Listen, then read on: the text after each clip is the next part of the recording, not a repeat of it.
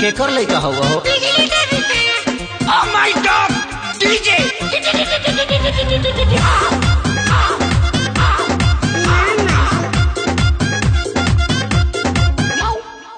जहिया से आइल न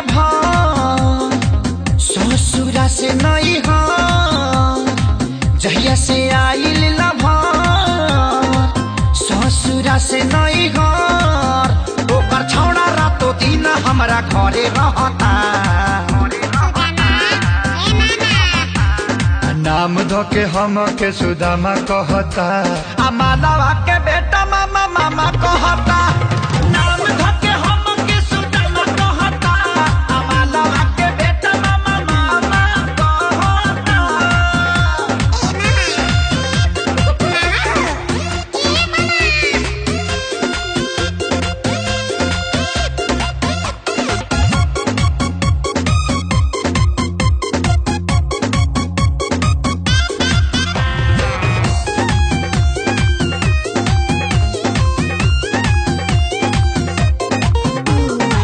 एक त 5 साल लागल मोहब्बत भुलावे में, दर्द बढ़ावे खातिर आइल फेर गावे में।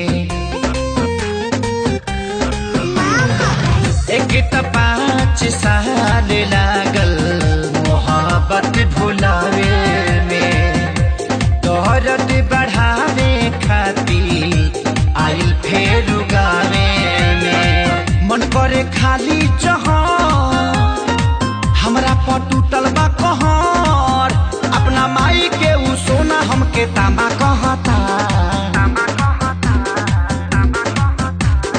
नाम धके हम के सुदामा कहता, आ मालावा के बेटा मामा मामा कहता।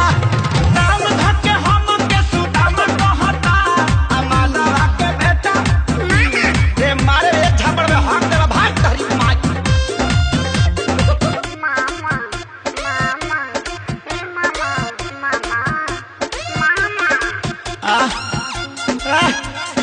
करे ते पैदा भइल बड़ी हमरा के डिस्टर्ब करे खातिर भग भग गया यहाँ से।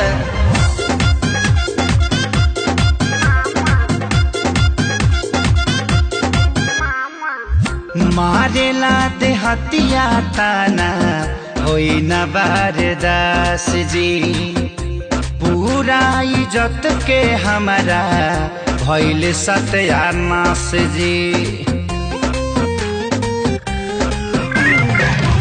मारेला दे हतिया ताना होई न बारदास जी, पूरा इज्जत में भाई हो गइल बास जी। कैसे मिलाई हम न